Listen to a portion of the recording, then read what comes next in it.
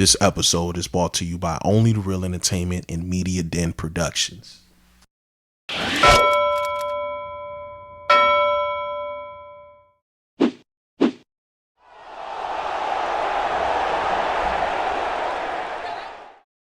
Yeah, what's going on, bro? I'm good, bro. Bless. Yeah,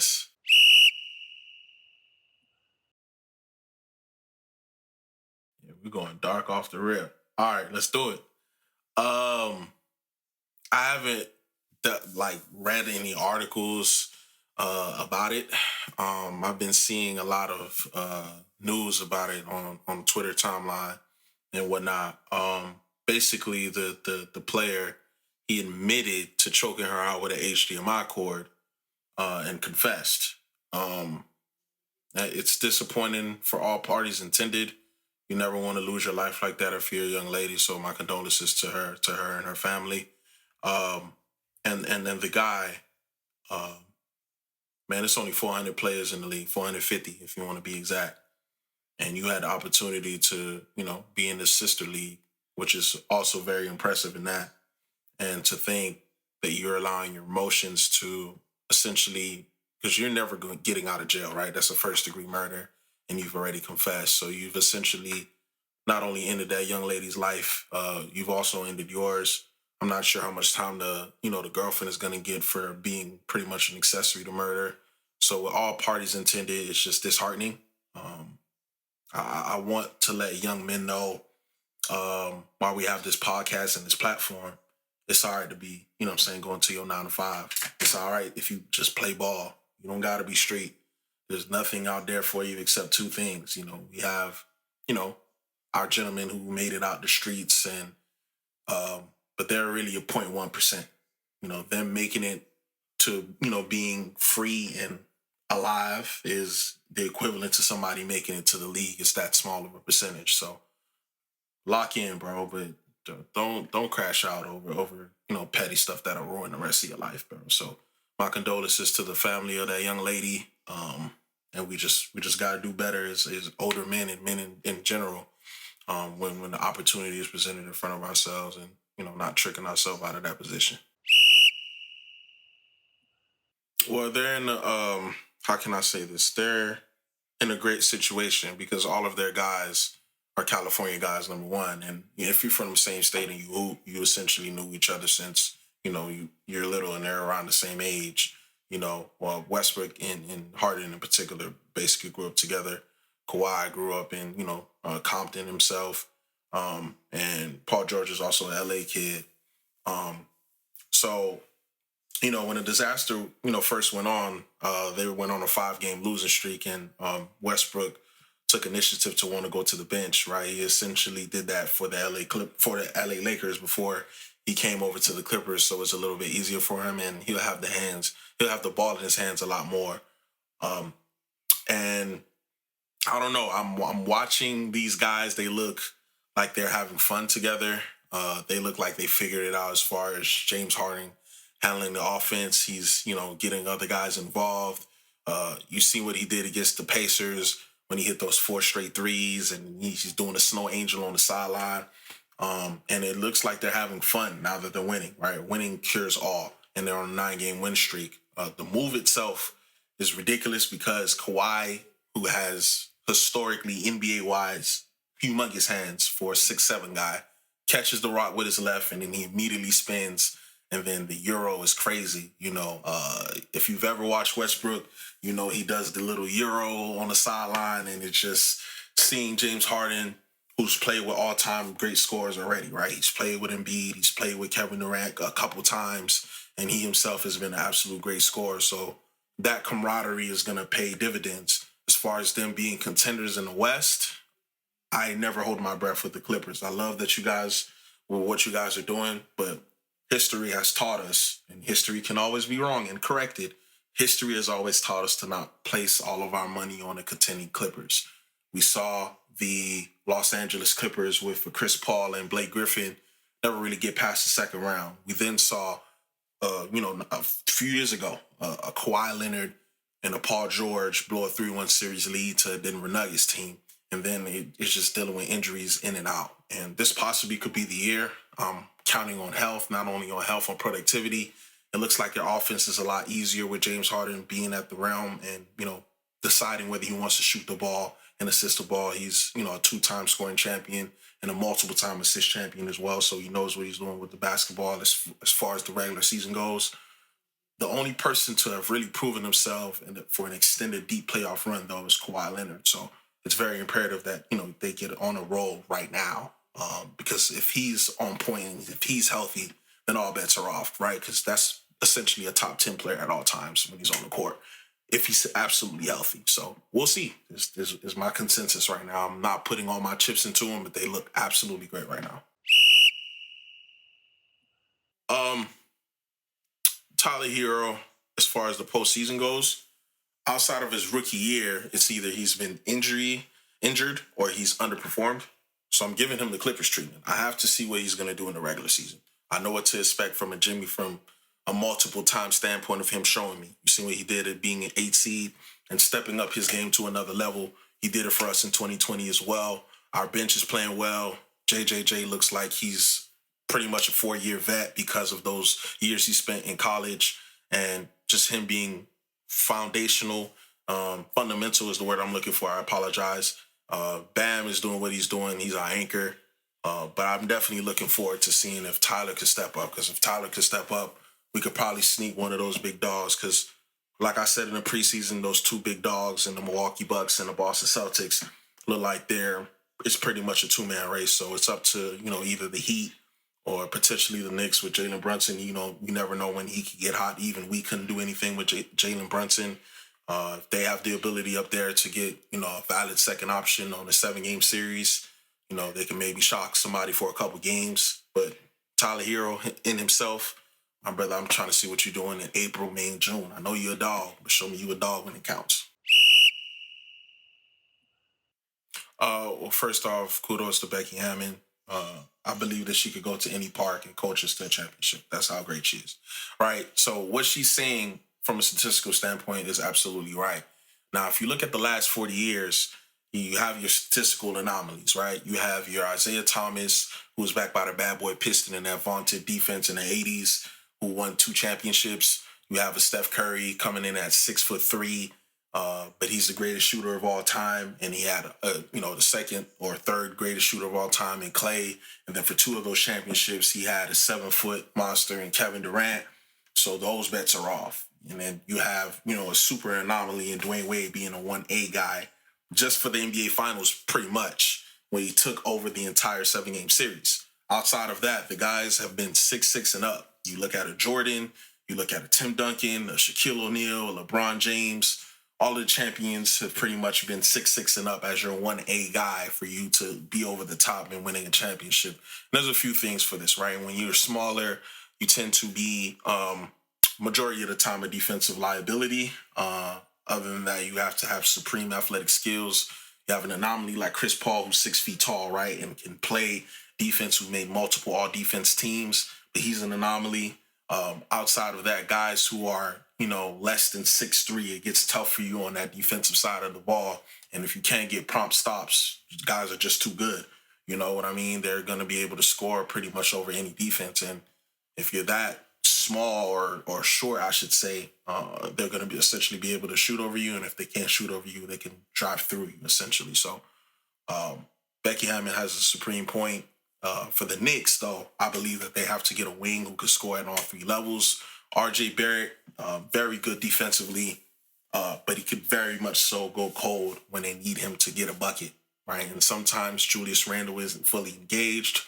I believe they need a wing who could pretty much score on all 3 levels at any given point in time for the Knicks to truly be a threat and to pretty much walk down one of these big dogs that I'm saying in the Boston Celtics or Milwaukee Bucks. Well, me personally, you know how I feel about champions, and in 2019, even though it sounds super far away, Pascal Siakam was, a top 3 option, and he scored 20 points per game in the NBA Finals. So I believe that he can, with easier looks coming from Brunson because he attracts so much attention from a defensive standpoint. I I believe that possibly I would go Siakam if I was Leon Rose. I'll make that call to see Toronto was good, what you need, and try to make that call to see if Siakam could do it. The reason why I don't know about Levine is because of his situation. Right, it's always tough to get a guy to fully commit when for a large portion of their career they've known losing. Right, you've seen pretty much anomalies come into a better situation and then immediately pick up winning habits, but you have to have an alpha leader who's already been there, right? That's why I specifically would go for Siakam, even though one might surmise that Levine is better than a Siakam. You know what I mean? Just me personally, from a personal standpoint, if I was a general manager, that's what I would do. I'll go for Siakam. No, I don't think he's cooked. I believe that you have to take him with his inconsistencies. We've known this to be in the past, right? He can go from looking like the best player on the court when I believe he scored, 35 against the Pistons.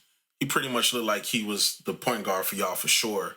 But point guard is the toughest position to play right now because there's no rest nights, right? If you're an Anthony Davis, you go up against a guy who wants to get rebounds but isn't a main scorer, you could pretty much paint protect.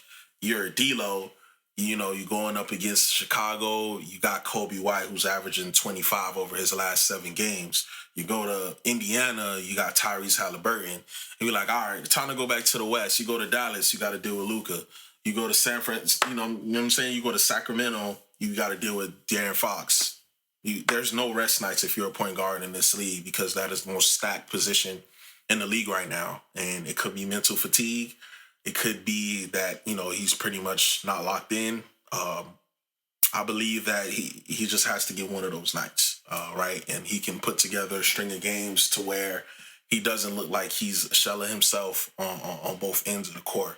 6 attempts lets me know that either that he wasn't playing aggressive to begin with, or he's letting the defensive lapses get into his offensive game, in which we, can see guys do that on a night-to-night basis when you're not, performing your best on the defensive end. I believe that he just has to get a couple going. AD, Chicago is his hometown, so it's always difficult when you're in your hometown, right? A lot of times your guys wants to force feed you and you want to perform at your highest at your hometown. And it could be fatigue for him as well. Those guys have been on the road for, correct me if I'm wrong, the last 2-3 weeks. It could be fatigue. It's a lot of things that could go into it. I don't want to say D'Lo is cooked. I would, give him some more runs, get him a couple home games. You know what I mean? Get back to familiar territory and see what we can do. But good thing is that Gabe Vincent is coming back for you guys, and he's a vaunted guy on the defensive end, and he can go cold on offense sometimes. But one thing with Gabe Vincent is he's always going to try to give his best on that side of the basketball, and that could pretty much motivate D'Lo to re-engage and re-lock in when you see a guy playing the same position that you're playing, giving their all on the defensive side. And it could just be a couple stops that'll get D'Lo going. You know what I mean? Because he's a shooter.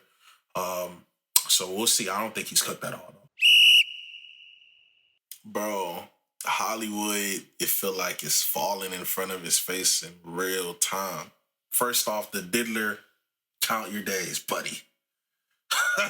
Count your days, diddler. Hey, Cassie turned that into the feds. They're gonna hit you with that RICO charge that they hit Rockefeller with in the 90s. She mean business. She said, man, them 30 M's is spending. That ain't enough. Let's see the diddler in cuffs. You're not Batman. You're not the Joker. You're the diddler. You blow niggas' cars up. That's what you do. You know what I'm saying? You get the freak offs. You're the diddler. TD Jakes, bro. That's unfortunate. You know what I mean? Growing up that's very unfortunate. Just from the standpoint of this is a black preacher who, even if you not in church, you just know of because he's that famous as a preacher. You know what I'm saying? And we unfortunately have seen this act before.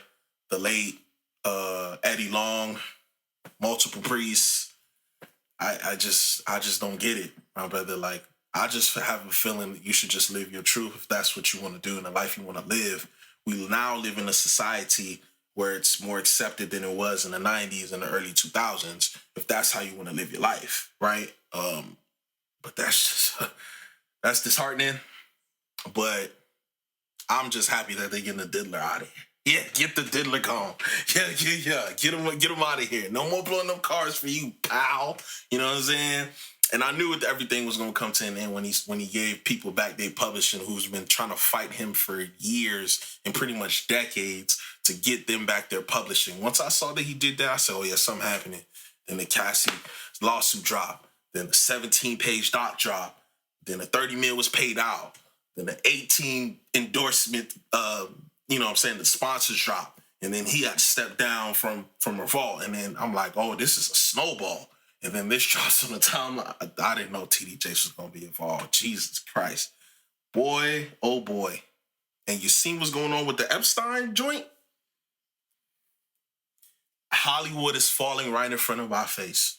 Literally, yeah. It ain't nothing you can find on little old Reela, on Cam. Ain't nothing you can find on us, ladies and gentlemen. We just a little podcast. Yeah, Hollywood is falling right in front of your face. You seen the model talk about Method Man, Jade something. I forgot her name. Her name is Jade. Jade. Wow, I'm sorry, I forgot your name. We're gonna look you up right now because I don't want to. You know what I'm saying? So she basically said that she was about Method Man in his earlier days. What is her name? Yo. I'm gonna find her name, bro. You may have to cut this thing. Okay.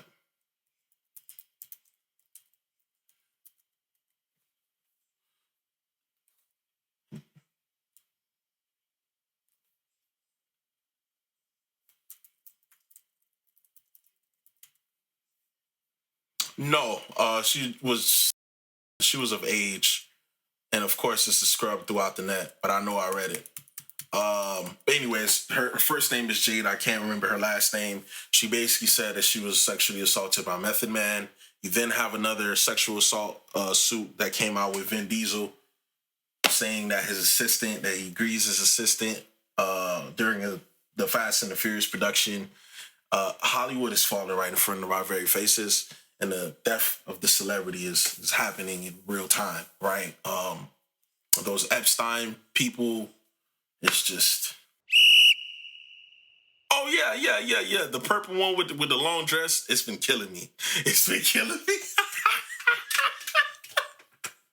Oh, and my infamous favorite TD Jakes. I used this when Pat Riley wouldn't trade nobody in February. Yeah, I'm looking at you, Pat. Wake up.